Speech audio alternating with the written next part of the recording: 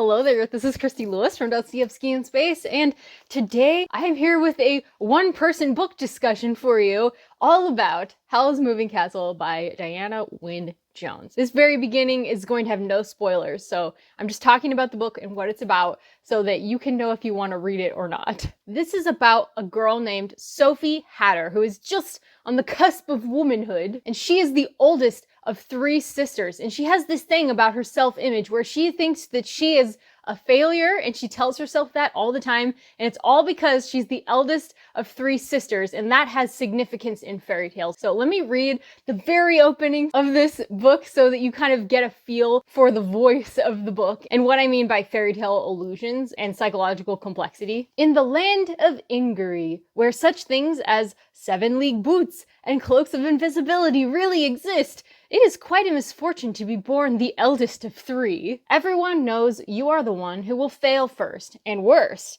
if the 3 of you set out to seek your fortunes. That's a fairy tale thing. Sophie Hatter was the eldest of 3 sisters. That's just a very quick glimpse into it, but I hope that that helps. Sophie is a very psychologically complex character. In this book, Sophie is working in the hat shop where her stepmother has placed her. She's going to get the hat shop when she's old enough, so her stepmother puts her in there and says, this is going to be your industry. You're like my intern, essentially. You're my apprentice. And so Sophie's just working behind the scenes, never sees anybody, just feels like an old fogey, like she's just aging back there. While her sisters, her stepsister and her blood sister, are off in other trades, doing other things. And Sophie's father dies. So she's living now with her stepmother and her stepsister and her regular sister. And in this case, the stepmother and stepsister don't appear to be evil, which is another twist on the trope of fairy tales because, you know, usually stepmother, stepsister are evil in fairy tales. Fairy tales are all about family relations. Beauty and the Beast about marrying an unknown male and coming to love him anyway. So what happens is Sophie's working in the hat shop and she's talking to the hats, and she just like talks life into her hats. She makes them beautiful or mysterious or alluring or young. You know, she just kind of works that into them so strongly that the right people get them and then their lives change, usually for the better. So the villain comes along. Her name is the Witch of the Waste. She comes to Sophie's hat shop and is like, I've heard of you. You're a competitor. You're a witch. And I'm going to punish you for thinking you can compete with me. So she does. She makes Sophie into an old woman. And Sophie's like, now what do I do? Well, maybe the wizard Howl can help me. The wizard Howl is this wizard that everybody is afraid of. He supposedly eats the hearts of young women and just discards them. And he's in a castle that literally moves around up in the hills, and nobody goes near it where she lives in Market Chipping because they're afraid of him. They're terrified of him. And the castle just like shoots off steam and smoke, and it's always, you know, making a ton of noise. So she's like, you know what?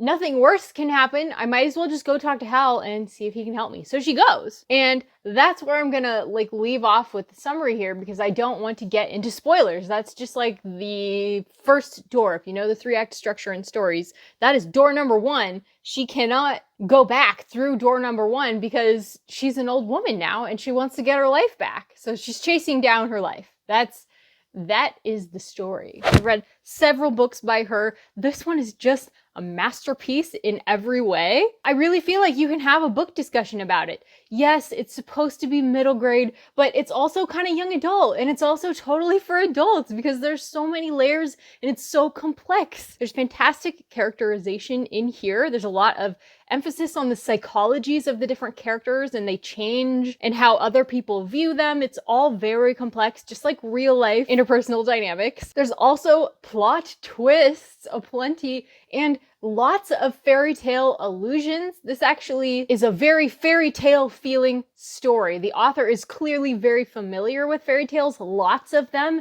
and their conventions, and that plays into her themes, which I will talk about in the spoilery section of this video. Very psychologically complex, very magical, most importantly. Very clever, very twisty, and laugh out loud funny at times. And I can't recommend it highly enough if that sounds like a fun time to you. It's not an action-y story. It's very much humor, and the prose is very well written, but it's very clear as well. It's not confusing, but it's not just like Brandon Sanderson level of clear window prose. It's not stained glass, it's not translucent, it's somewhere in the middle, clear but clever and funny. This is 100% an A+ story. Now I'm going to move into the spoilery section of this talk, so I hope that you'll stick with me and watch if you have read Howl. If you haven't read Howl, I suggest go read it. It's very short. It's really short. I'm reading this for the Buddy Read and Michael Nipp's Discord, so there's some discussion happening in there. I honestly don't read books very quickly usually, but I read this in under a week, so you can get through it real fast. If you're one of those people who can read a middle grade book a day, then this is a great one. I highly recommend it. Thanks so much for watching. Please come back. Please come back once you've read this. Bye! Okay, this was so fun to reread. This is a reread for me. I think to look up and catch all the different hints in there, because you know this is a twisty tale. And there's so many hints that kind of hint at stuff that you only pick up on reread. And I want to kind of discuss some of that stuff. And so I have some discussion questions here that I'm going to ask you and I'm going to ask me. And I hope that you'll answer some of these questions in the comments because I want to hear from you. First of all, why does Sophie go undercover? I think Sophie doesn't realize that she's undercover. She's doing it to herself, but she doesn't realize it, which is a self-image thing, which we'll talk about in the thematic section. And that makes it so relatable as well to self-image, because we often don't understand our own self-image or the problems in it until somebody else tells us. And I also think that at some point, she just likes being around Howl without either of their hearts being like obviously on the table. She's in disguise as an old woman. It's like a protective covering. She can sort of insert herself into his house and she's like intriguing to him. And I think she enjoys that. I think it would be a risk to show her true self. So she just enjoys staying in disguise. Okay, let's talk about a funny moment or a moment that you loved. I'm really looking forward to comments on this in the comment section because there's just so much to love and there's so much to laugh about. I really love the scene where Hal brings Sophie into the garden. It's so romantic and beautiful. The description of the garden, guys, is gorgeous. He swung out an arm, and his black sleeve disturbed several hundred blue butterflies feasting on a bush of yellow roses. We can cut flowers by the armload every morning and sell them in market chipping with the dew still on them. At the end of that green lane, the grass became squashy. Vast orchids sprouted under the bushes. Howl and Sophie came suddenly to a steaming pool crowded with water lilies. The castle veered off sideways round the pool and drifted down another avenue lined with different flowers. If you come out here alone, bring your stick to test the ground with, Howl said. It's full of springs and bogs. Isn't that just so gorgeous? Wow. I really love that moment. And the other moment that I absolutely love is when Howl is sick and he's in bed and he's trying to get Sophie's attention, and there's this entire paragraph in the book, like it's this long, this entire paragraph just about him making like this orchestra of noises trying to get Sophie's attention. The coughing started again, mingled with moans. Sneezes mixed with the moans and the coughs, and the sounds rose to a crescendo in which Howl seemed to be managing to cough, groan, blow his nose, sneeze, and wail gently,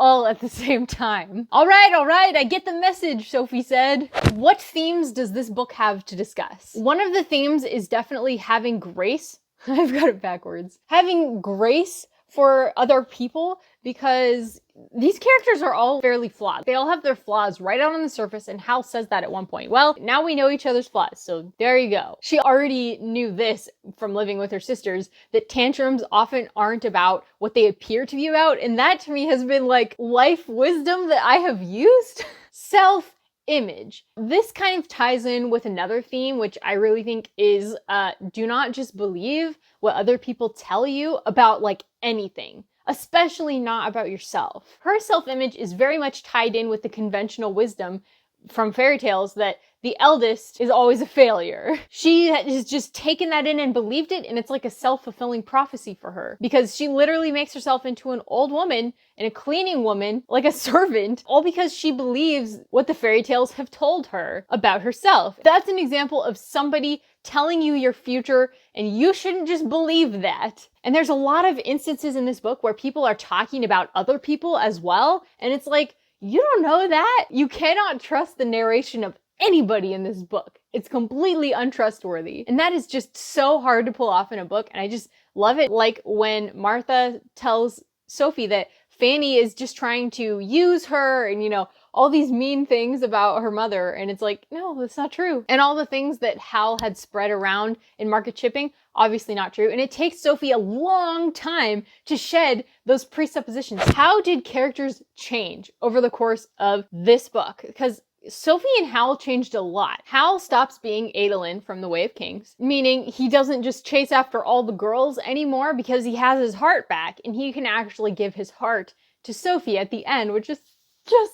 He's willing to be honest with her at that point previously, and he also commits to her, which is a humongous change because up until that point, he's been a slitherer outer coward, as Sophie and Howl put it. And so his commitment to her is such a huge thing. He never even told her that she could stay. There was just no commitment in Howl at all until he decides, yeah, I think we're going to be happily ever after, Sophie, at the very end. Okay, and what are your feelings about Howl? Because I feel like it was really hard to figure out who he was as you're going throughout the book, because there's all these rumors about him. There's Sophie's feelings about him. There's Michael's feelings about him. There's Howl's actual actions. There's Howl's lies about his actual actions. Like, he is just so difficult to figure out. And I really didn't like him at first because I don't like players. I think it's a bad fault to have. One of the only people I know, probably like the only person I know, that way preferred the book to the movie, including the depiction of Howl. Howl in the book is so much more fun and complex to me. You can tell me if you hate me now down below. That's fine. Oh, and one more thing. I love that I had no idea that this was going to be a love story. I had no idea. And so that is the end. I hope you enjoyed this book. I hope you enjoyed this video. I hope that this video helped you relive some of the fun. And if you haven't read the book, I hope that you will go read it. Thank you so much for watching. I really appreciate everybody who watches and supports these videos. Please do give me a like in the corner. Hit that notifications bell if you want to be notified anytime I make a new video, and definitely subscribe and make sure that your notifications are turned on in the settings on your phone or wherever you watch these videos. That way it'll like pop up. I love seeing my friends' videos pop up on my phone. Guys, thanks again for watching. Please do leave me comments down below. It really helps out my channel if you do the liking and the subscribing and the notifications on and commenting. All those things really, really help me out. So thank you again so much, and I'll talk to you soon. Take care.